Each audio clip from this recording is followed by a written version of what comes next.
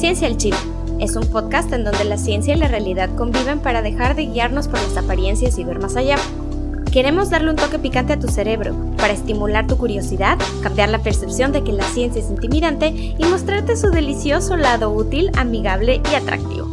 Atrévete a explorar la ciencia con nosotros, a descubrir que esto es hecho de polvo de estrellas. Porque lo único a lo que nos falta ponerle chile en México es a la ciencia. Bienvenidos a Ciencia al Chile. Hola, buenas noches. Bienvenidos a Ciencia al Chile. Hoy tenemos una invitada espectacular. Les presento a Lupita Elosegui. Ella es licenciada en Psicología por la Universidad Valle Continental. Tiene una maestría en Psicoterapia y una maestría en Administración Pública. Entre sus muchísimas actividades durante su vida, es una gran experiencia. Ella ha sido periodista, conferencista, capacitadora certificada en la impartición y evaluación de cursos de comunicación con perspectiva de género, derechos humanos de las mujeres, prevención y atención de violencia, políticas públicas para la igualdad y capacitación política para mujeres, entre otras cosas. Ella fue editora, reportera y columnista en los principales medios de comunicación nuevoleonenses de 1993 al 2009 y en el Servicio Público Estatal fue coordinadora de las áreas de comunicación social, de capacitación y observatorio de la participación política de las mujeres del Instituto Estatal de Mujeres desde el 2004 hasta el 2017. Dirigió el proyecto editorial Mujeres y Poder, con más de 70 títulos publicados. Fue productora y conductora en el mismo periodo de los programas de radio y TV Mujeralia en el canal 28 y en el 1510 AM de la Radio Nuevo León y directora de la revista Violeta. Es autora y coautora de libros Mujeres y Política del 2004, Mujeres Científicas Nuevo León 2005, Mujeres en la Judicatura 2006, Mujeres Deportistas 2007, Igualdad en la Diferencia 2007, Consejeros Ciudadanos 2004-2009, publicados en las series Mujeres y Poder del IEMNL.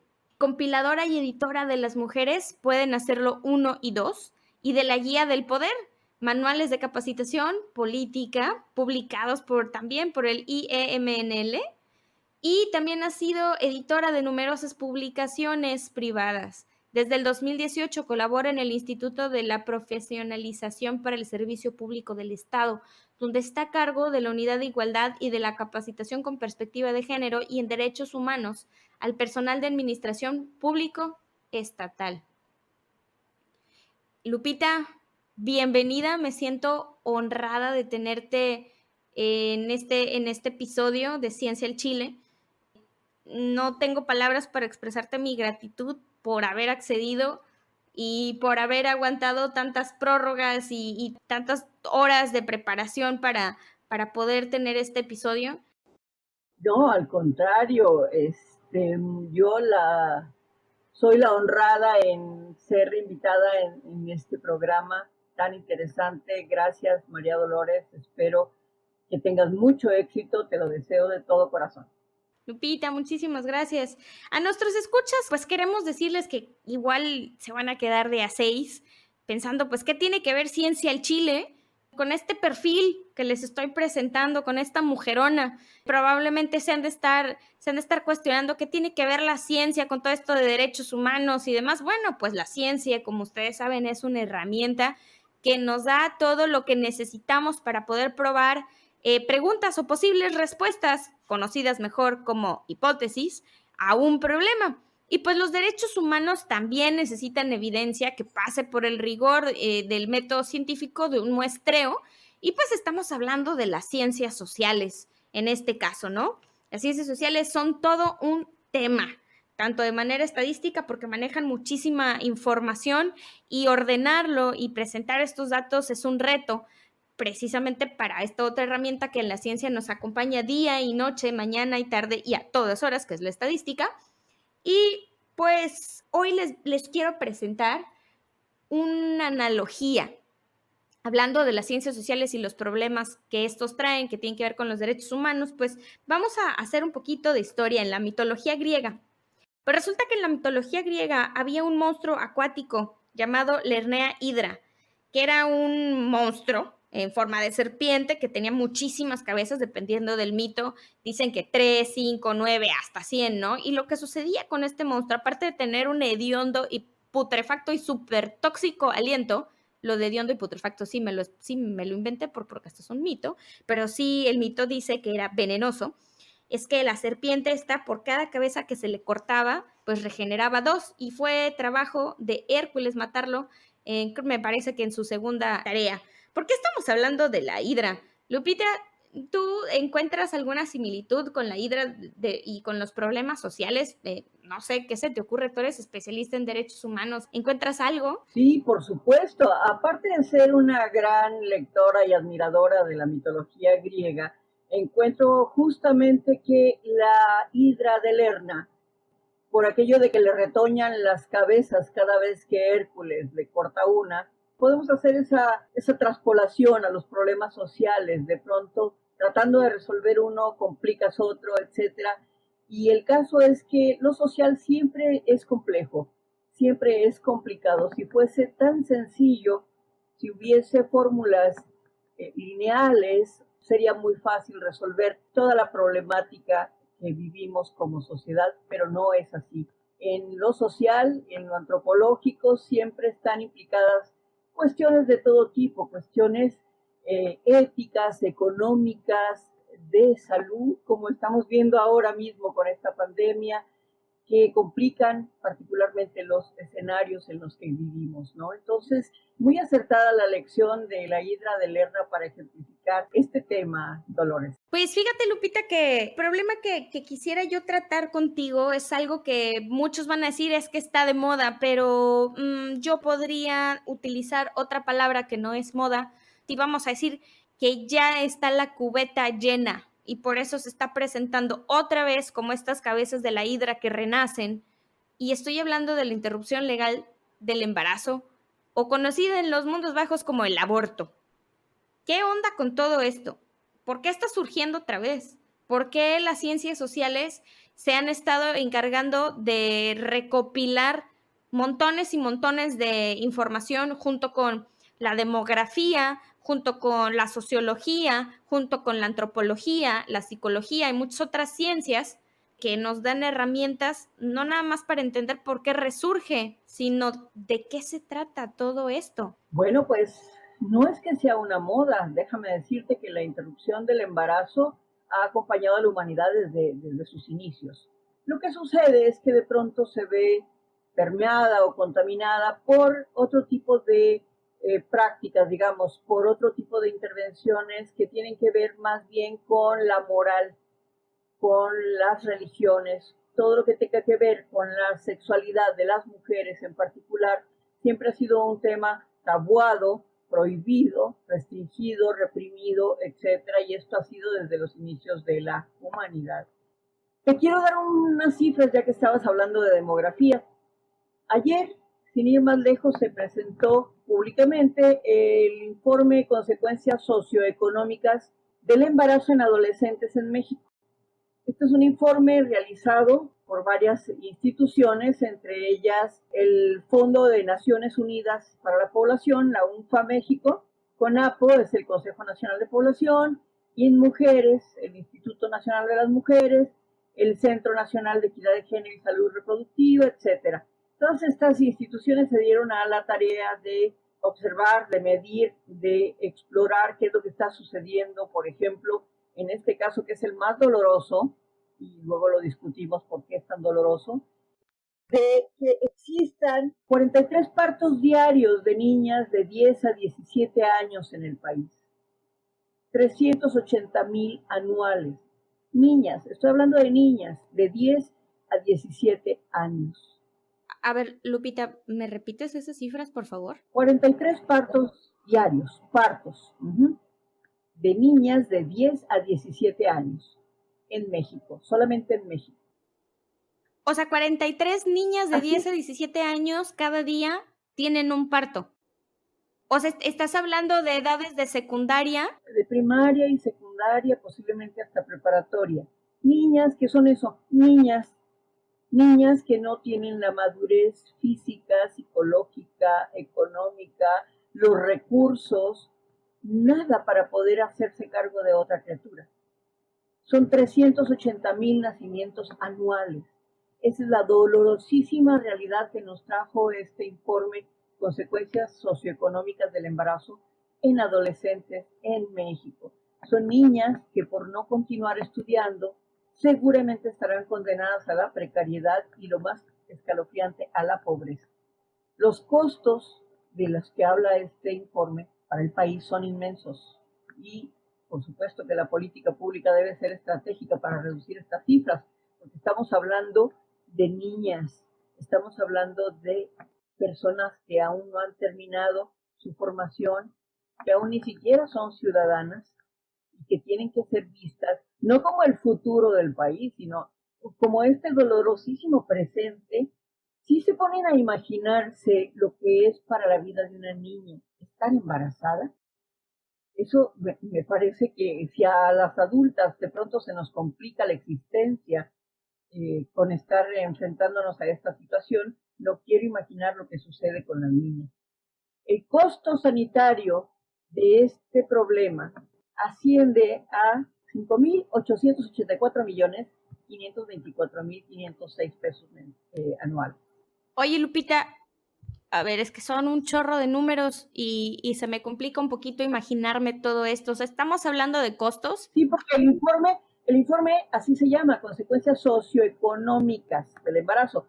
Me llama mucho la atención que se hayan enfocado en esto, ¿sí? En los costos para el país, en el impacto fiscal, por ejemplo. El país deja de recibir 11,000 millones de pesos o son ingresos fiscales no recibidos por impuestos que estas niñas no van a poder ingresar a las arcas nacionales porque no van a tener empleo, por ejemplo, ¿no? O por lo menos no un empleo formal, ¿no? Que viene nada más sumando al índice de jodencia Así es, nacional que tenemos. entonces, fíjate cómo esas cuentas que se hacen ahora dejan de lado, y esto es una cosa que de inmediato me brincó con este informe que se hace, las consecuencias se están analizando desde el punto de vista socioeconómico en este informe que presenta UNFA. Y no he tenido oportunidad de leerlo por completo, puesto que se presentó apenas el día de ayer. Es un informe de 700 páginas. Lo he estado hojeando solamente. Pero me parece muy importante, ¿sí? El dejar de ver a las personas como números, porque si bien los números son básicos para entender o para explicarnos la realidad, de pronto dejamos de lado ciertas cosas que son igualmente escalofriantes y escandalosas. Te voy a tocar una de ellas, que es que a estas niñas no fueron violadas en un callejón oscuro por un maleante, no andaban fuera de su casa. A estas niñas las violaron dentro de su hogar. Las violó el tío, el padrastro, el abuelo, el hermano, el primo, porque son quienes están más a la mano, más al alcance. Estamos hablando de niñas pequeñitas. Esto es una problemática terrible porque transcurre en el silencio cómplice de las familias. Se llama incesto. Se llama incesto y es muy poco denunciado. Híjole. Yo creo que sí tendríamos que hacer un gran esfuerzo educativo en las familias para estar mucho más al tanto de lo que está sucediendo en las proximidades de nuestras niñas. Lupita, brincamos de repente de las ciencias sociales, Ajá. economía, que de alguna u otra manera pues también está muy ligado a lo social. Ahora podemos entrar a la parte de la psicología, podemos entrar un poco a la parte del estudio de la población, de la demografía, con todos estos índices que nos estás dando. Sí, por supuesto. Mira, esto es muy doloroso lo que sucede. Estamos hablando de una población absolutamente vulnerable. Esto, además, que te estoy comentando, trasciende esas cuestiones morales o religiosas, además del incesto, para hacer un problema de, salud pública. Estas chicas, por supuesto, presentan un embarazo de altísimo, altísimo riesgo, si vamos a hablar de salud. Todos los embarazos en adolescentes son de altísimo riesgo y tienen que ser supervisados, vigilados y, sobre todo, en la mayoría de los casos, suspendidos. Legalmente está la posibilidad de hacerlo. La ley nos faculta para interrumpir legalmente un embarazo en adolescentes o en niñas porque estamos hablando de violaciones, estamos hablando de estupros, estamos hablando de violencia. Disculpa la ignorancia, ¿me puedes definir estupro? Sí, es el tener acceso carnal, según la ley, a una menor de edad, aunque ella haya dado su consentimiento. Se supone que las menores de edad no están en facultades de decidir por sí mismas el tener una relación de ese tipo. Entonces, aunque las convenzan y les digan que el amor es, que las aman mucho, que el amor romántico es lo máximo, que se van a casar con ellas, etcétera, de todas maneras sigue prefigurando un delito. Básicamente la canción de Amo su inocencia, 17 años de Los Ángeles Azules, sí, ¿no? veremos ahí toda la tendencia pedófila en aquellos que dicen que las preciosas niñas, ¿no? Que todavía no alcanzan el timbre, por decir una desagradabilísima frase que he escuchado mucho por ahí, ¿no? Eso es terrible. La cultura de la pedofilia está bastante más extendida de lo que pensamos en este país. Estas cifras nos están dando una idea. Sí, por supuesto. Estos embarazos fueron producidos por alguien que tiene afición y acceso a menores de edad. Y eso aquí en China se llama pedofilia. Sí, sí, por supuesto. Sí. Bueno, no me voy a salir del tema, pero después podríamos hablar ya más seriamente de la pedofilia, pues ya ahorita nos estás dando una embarradita de qué es pan nuestro de cada día en nuestro país. O sea, vamos a hablar de México. No podemos extender ahorita a Latinoamérica. Hay números. Pero antes de seguirle, vamos a regresarnos un poquito, ¿te parece?, a la parte de la mitología griega de la hidra, de las 1000 cabezas. ¿Cuántas cabezas llevamos hasta ahorita, Lupita? La económica, la política, la de salud, y no hemos entrado todavía a la educación. Estamos solamente dándole un rodeo así, a algo periférico, a un problema terrible que tiene mil cabezas. Oh, goodness. O sea, ya estamos evidenciando que este tema no tiene una sola solución. Tiene que haber un conjunto de soluciones que nos lleve a poder modificar una serie de conductas que ya nos estás poniendo el ejemplo, que vienen desde la casa, pero que también, no hemos tocado educación como ya lo mencionaste, pero que también van a llegar allá, porque ya están afectando lo socioeconómico. Bueno, este informe que te comento es un ejemplo ya de cómo la gravedad del alcance, la dimensión de este problema de salud pública se está convirtiendo también en un problema económico, ¿sí?, en la economía del país, como siempre sucede con todos tipos de violencias hacia las mujeres. También ya hay informes relacionados con el costo de la violencia masculina, ¿sí?, que se estima que alcanza hasta un 10% del Producto Interno Bruto. Eso es terrible también. Si nos podemos saber todos los costos de la violencia, bueno, pues ahí están. Los tiene INEGI en su página, ahí se pueden consultar. La Lupita, interesante. Hay que revisar con lupa esta página del INEGI, porque precisamente nos va a dar idea de esta multidimensionalidad que mencionaste.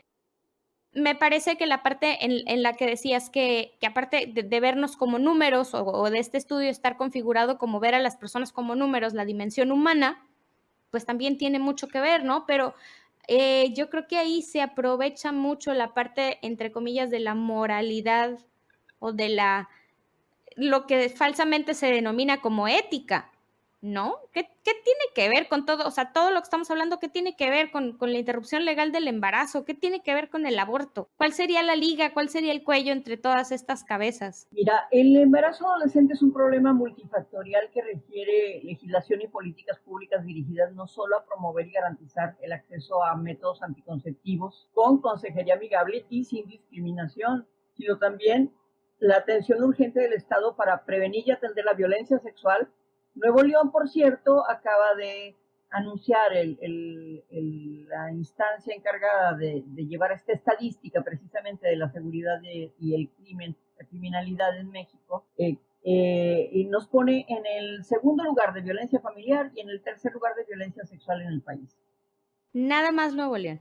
Nada más Nuevo León. Goodness. Entonces, esta atención a la violencia sexual, en el caso de las adolescentes, evitar el matrimonio infantil, que por cierto ya se legisló en esa materia, afortunadamente, pero aún así siguen sucediendo estos matrimonios entre niñas y adultos, sobre todo en el medio rural. Y el asunto impostergable de impartir educación sexual integral, que tiene que ser ley la interrupción legal del embarazo en México y tiene que haber una atención médica especializada para estos casos. ¿Por qué tiene que ser ley? Porque en México no podemos existir ciudadanas de primera y de segunda. Híjole, Lupita, discúlpame que te interrumpa aquí, pero ¿cómo que ciudadanas de primera y de segunda? O sea, eso lo he escuchado varias veces. No me queda del todo claro porque desde mi burbujita rosa, todas somos iguales, todos somos iguales. O sea, ni siquiera hay una distinción entre hombres y mujeres, pero estamos de acuerdo que mi burbujita rosa no es de este planeta. Se ubica muy probablemente en Marte o en, no sé, la Luna, ¿no? Muy lejos de aquí. Tienes toda la razón, querida Dolores, porque la igualdad también es un mito griego, luego lo analizamos, pero por lo pronto déjame decirte que en la interrupción legal del embarazo, por cualquiera de las razones que éstas sean, incluso porque simplemente no estás preparada para llevar adelante un embarazo y lo puedes interrumpir, solamente es permitida en la Ciudad de México y en Oaxaca. Únicamente en esos dos estados ha sido posible legislar sus congresos, la Asamblea Legislativa de la Ciudad de México y el Congreso Estatal en Oaxaca, fueron tan conscientes y vieron la dimensión tan importante que adquiere el que las mujeres realmente tengamos acceso a todos los derechos. Dice nuestra Constitución Política de los Estados Unidos Mexicanos en el artículo 4 que hombres y mujeres somos iguales ante la ley, pero eso se les ha olvidado a los congresos locales de 30 estados en la República. Entonces, ahí todavía tienen unas ideas bastante arcaicas, porque no puede llamárseles de otra manera, podría, pero bueno, dejémoslos en arcaicas, en el que todavía se piensa que el Estado puede regular o intervenir en las decisiones sobre el cuerpo de las mujeres. La Constitución nos garantiza el decidir el número y el espaciamiento de nuestros hijos e hijas.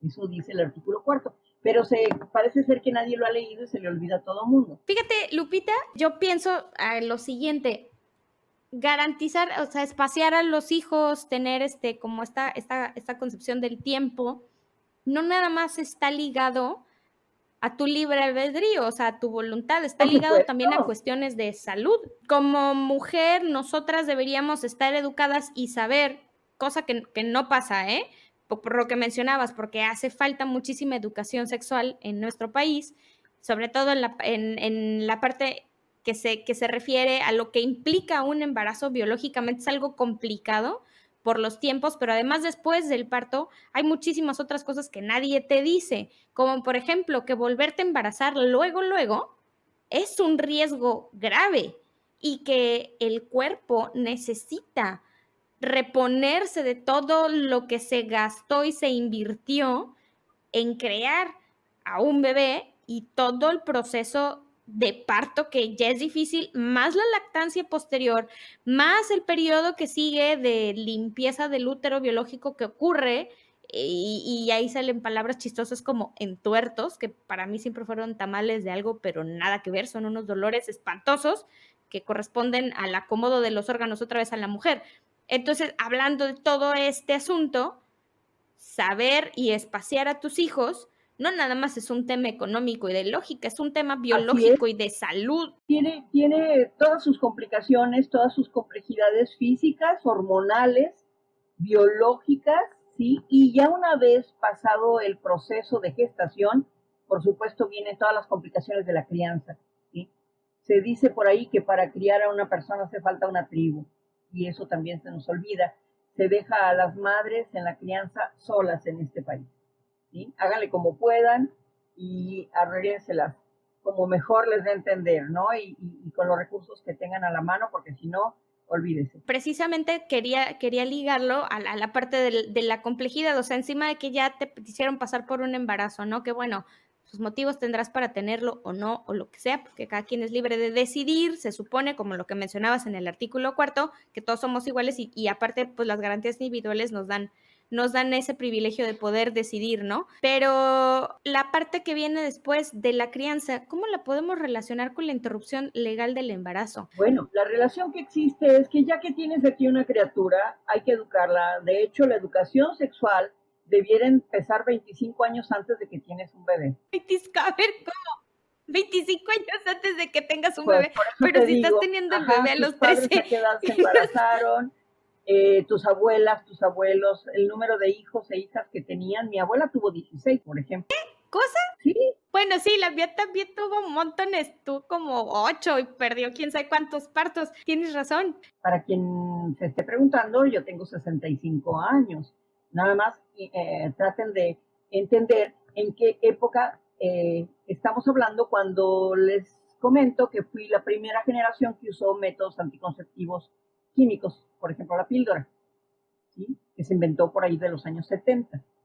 Fui la primera generación en usar los anticonceptivos y eso fue, ay, el respiro y la salvación por mí y por todas mis amigas, porque difícilmente una mujer que tenga una docena de hijos puede pensar en dedicarse a una vida profesional, a su vida social, a una vida en política, a su propio descanso. Sí. Por esa razón es tan importante el que las mujeres podamos tener ese derecho a decidir el número y el espaciamiento de nuestros hijos e hijas. ¿Por qué? Porque está de por medio todo nuestro desarrollo personal, profesional, social, etcétera. ¿Sí? Las mujeres no teníamos una vida propia, éramos unas paridoras. Ajá. Y así es como la sociedad sigue viéndonos o nos sigue queriendo ver. Ahorita está fascinada porque la pandemia nos regresó a las mujeres a la casa a cocinar y a estar cuidando todo el santo día. Pero qué terrible es esto. Resulta que se nos han incrementado 400% los niveles de violencia. No, pero es que yo tengo otros datos, Lupita. Y de las familias amorosas, ¿sí? Que vivimos en un idilio permanente, posiblemente. Híjole, Lupita. Pero las cifras nos desmienten. Sí, exactamente. Es que ahí es donde la ciencia interviene. O sea, la ciencia se encarga de proveer esos datos y de probar que estamos equivocados, que nuestra percepción está deformada por no sé cuántos millones de años de creencias y de roles asignados y de status quo, o sea, un estatus de balance entre, entre lo que se debe hacer y lo que se hace. Híjole, Lupita, qué complicado, o sea, de veras sí es una hidra este asunto, ¿no? Y le cortas una cabeza negando que se ponga el nombre y se establezca interrupción legal del embarazo. Lo sigues llamando aborto, con este estigma que trae la palabra, ¿no? Porque existen distintos tipos de estigmas que se presentan en la sociedad y por eso se le sigue llamando así en lugar de dignificarlo y ponerle el nombre que es de verdad, interrupción legal del embarazo, porque está en nuestros derechos, porque ya vimos las repercusiones económicas, ya vimos las repercusiones sociales, ya vimos las repercusiones demográficas, o sea, el montón de ciencia que está respaldando que encima la biología, la cuestión de la salud, pues que no se está pidiendo nada que no se haya hecho antes, además, ¿no? Solo lo que se está pidiendo es que las condiciones cambien a ser seguras, cambien a ser legales, cambien a ser pensadas o facilitadas para que el pensamiento se pueda llevar a cabo de una manera serena y libre de culpas, ¿no? Así es, libre de culpas y libre de estigmas y libre de cárceles, porque estamos hablando del derecho a decidir. Fíjate que aquí cabe muy bien, es pertinente hacer la aclaración de que de pronto no existe tal cosa como el derecho al aborto, ¿eh? Lo que existe es el derecho a decidir, porque tienes tanto derecho a tener hijos como a no tenerlos. Lupita, entonces, ¿tú crees que decir que estás a favor o en contra del aborto en estas cuestiones que ya vimos que es un berenjenal, es una enredadera, es una hidra de 200 cabezas que tiene muchas implicaciones, ¿es correcto? Sí, mira, si conceptualizamos mal, definimos muy mal lo que la realidad. ¿Qué es conceptualizar, Lupita? Bueno, a tener una idea clara, ¿sí? Una idea clara, precisa, ajustada y sobre todo lo más ajustada a la necesidad que se está planteando, ¿sí? Para explicar esta realidad. Tenemos que hacer esta idea de tal manera sencilla y fácil de comprender para que la gente no le quede duda de lo que estamos hablando. ¿Sí? Estamos hablando del derecho a decidir. Ese derecho a decidir ahí está garantizado constitucionalmente en el artículo cuarto. Ajá. Sí. Luego entonces, ese derecho existe. Luego entonces hay que hacerlo respetar, hay que hacerlo valer. Si decimos que estamos a favor del aborto, podría ser cuestionable incluso éticamente, ¿no? Por ahí, por el lado de que, entonces estás a favor de que se asesine a alguien, etcétera. Todos esos argumentos tan callejones sin salida que se establecen cuando estamos hablando de este tema de la interrupción del embarazo. Incluso hasta el mismo término de interrupción les hace ruido y luego dicen, no, pues si no es un interruptor de la luz, que se baja y se prende y que se lo interrumpes momentáneamente y luego vuelve a reanudarse. No. Ahí las cuestiones de precisión son importantes. Entonces, sí tenemos el derecho de interrumpir legalmente un embarazo y hay esas causales, la ley las contempla, ¿sí? Varían en cada estado, las mujeres no tienen esa posibilidad todavía por completo, salvo en Ciudad de México y en Oaxaca, donde se contempla por defectos en el producto que vaya a poner en riesgo la vida de la madre, por violación, por inseminación forzada, ¿sí? Por una serie de razones que incluso llegan a ser hasta 8 o 9, dependiendo de qué estado de la República estemos hablando. Entonces, por eso te decía que existimos ciudadanas de primera y de segunda, porque hasta que no se uniforme, hasta que no se armonice este derecho a decidir constitucional en toda la República, en todos los congresos, hasta entonces va a seguir habiendo mujeres que tengan más derechos que otras, o menos derechos, según como lo quieras ver. También quiero apuntar que esta interrupción del embarazo también plantea el problema socioeconómico de que quienes pueden hacerlo son quienes tienen a la mano recursos. Híjole, sí. Para poder pagarlo, porque de otra manera se ven condenadas a realizarlo en la clandestinidad en condiciones muy infames de salubridad, un gran riesgo para su cuerpo, para su vida futura, reproductiva o sexual. Esto es bien peligroso y esa es la razón por la que tendríamos que seguir insistiendo en que el sector salud de todo el país ponga al alcance los métodos para que las mujeres tengan acceso a eso y no le anden poniendo zancadillas como la objeción de conciencia. ¿Qué es esto? Bueno, pues el movimiento de ultraderecha, un movimiento político muy importante, muy poderoso, con muchos recursos, patrocinado entre otros por las iglesias, y digo las iglesias en plural porque no son realmente una, tratan de impedir a toda costa que las mujeres tengamos ese acceso a la interrupción del embarazo. Entonces, encontraron por ahí un recurso que es el personal objetor de conciencia, que quiere decir que pues una persona, un médico, una médica, personal de enfermería pueda decir no, mi conciencia, mis creencias, mi religión me impide dedicarme a esas prácticas, yo no puedo participar en una interrupción del embarazo. Entonces se niegan a hacerlo, apelando a su conciencia, así como que entrecomillada. Pero la norma 046 del sector salud en México y la Suprema Corte de Justicia ya se han pronunciado en el sentido de que el Estado está obligado a proveer personal sanitario no objetor de conciencia para poder hacer esto realidad. Si por un lado existe esa posibilidad de que haya quien se niegue, también puede haber la otra posibilidad, ¿no? No se pueden imponer los valores religiosos por encima de los derechos. Totalmente, Lupita.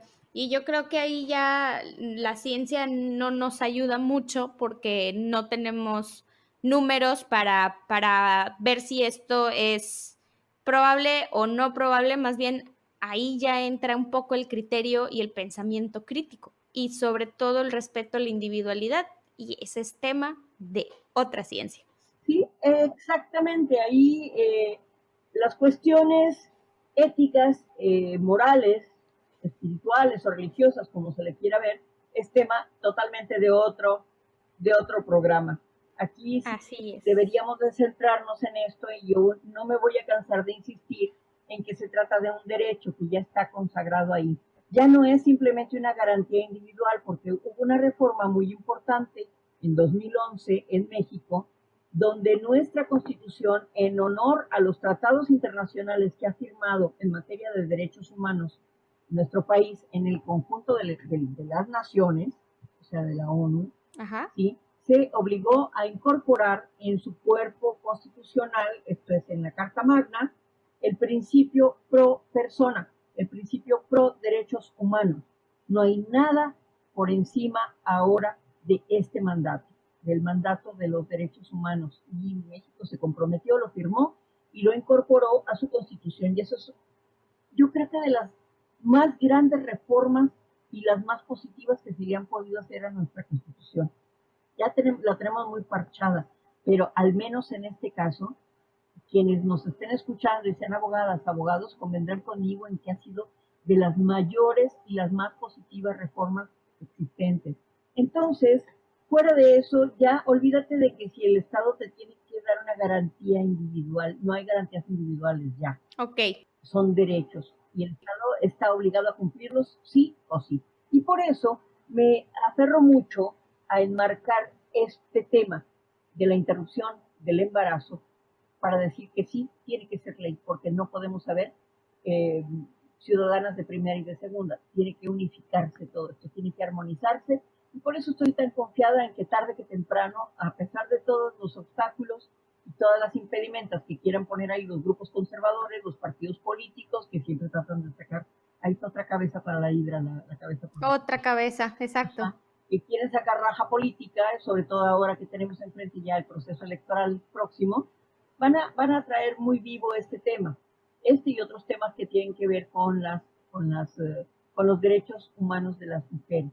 Entonces, bueno, por ahí va, fíjate, ya nos salió otro retoño por ahí en el monstruo.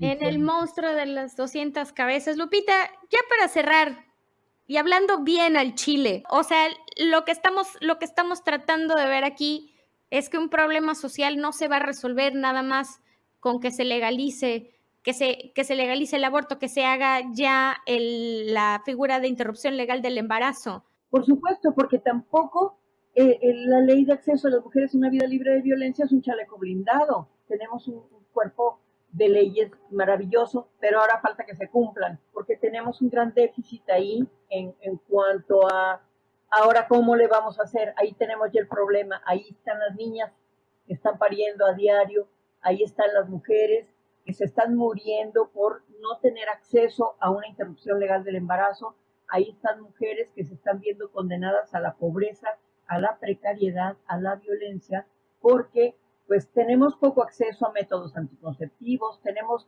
una nula educación sexual integral, y mientras sigan existiendo ahí esos padres que digan a mis hijos y hijas yo los educo, pues con la educación que traen de inicio, que la recibieron de sus padres hace más de 100 años, no les garantizó mucho éxito. Tiene que haber un esfuerzo inmenso para que podamos insertar en los planes y los programas educativos de este país la educación sexual integral. Aquí a mis amigas y amigos que piensan que la educación sexual integral se trata de darles un tomo del Kama Sutra a los niños y niñas para que se pongan a retosar a gusto, déjenme decirles que están absolutamente equivocados. La educación para la sexualidad integral tiene que ver también con el acceso a la ternura, a la vida libre de violencia, al placer del que poco se habla. No es todo eso que ven en la pornografía, eso es lo peor que puede haber en educación sexual. Eso no es educación sexual. Esas son fantasías, esas son ideaciones, esas son ficción, porque la sexualidad muy poco tiene que ver con la pornografía. Discúlpenme, pero les estoy derrumbando uno de sus fetiches, pero en modo, así es el asunto. Entonces, tenemos que empezar a educar. Por te decía que nos tienen que educar en la sexualidad 25 años antes de que nazca. Eso me voló la tapa de la cabeza, salieron disparados esos ahí, 25 años de que nazcas, imagínate la cantidad de información que hay que recibir.